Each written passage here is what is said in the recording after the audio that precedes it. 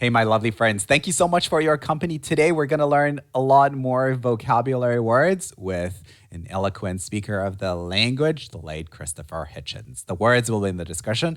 I hope you enjoy this one too. In Eastern Europe, before the overthrow of communism, where there were all the disadvantages of unaccountable industrialism, pollution, waste, ecological despoliation.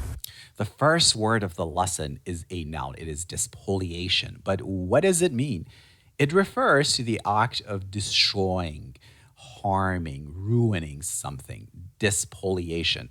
For example, sometimes tourists or looters go to a particular place and completely destroy it. This is despoliation.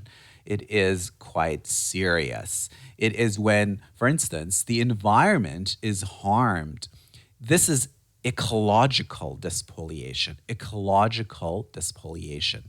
A bit tricky to pronounce this word. Let's go back and hear it in context again. Disadvantages of unaccountable industrialism, pollution, waste, ecological despoliation, secrecy, exploitation, misery on the assembly line and in the workplace, with absolutely none of the advantages of the innovative forces of capital. It was something that was parasitic on loans from. Parasitic. Parasitic is an adjective.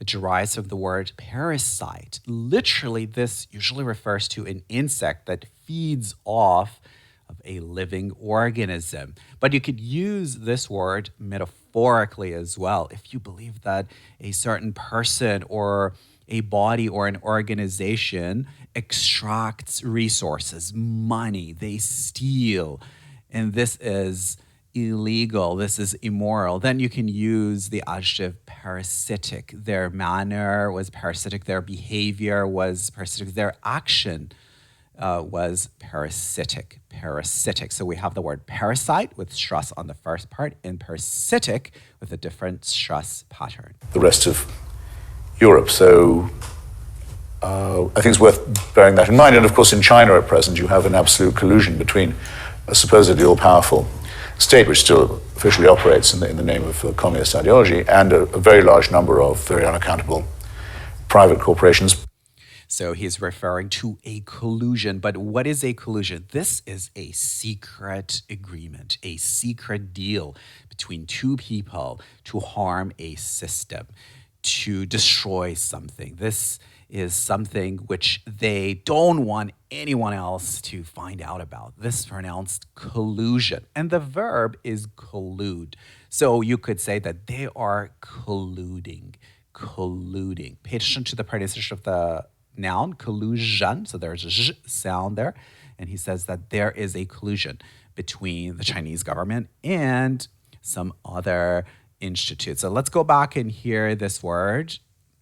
The rest of Europe. So I think it's worth bearing that in mind. And of course, in China at present, you have an absolute collusion between a supposedly all-powerful state, which still officially operates in the name of communist ideology, and a very large number of very unaccountable private corporations, both Chinese located, endogenous, if you like.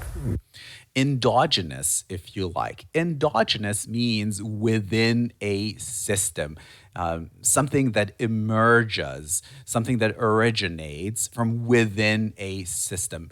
Internal, endogenous. And another example is endogenous hormones, hormones that are produced within a system. For instance, someone's body, endogenous. They're not injected into a person. They are produced, they emerge, they originate from within a particular body. Let's go back and hear this word again.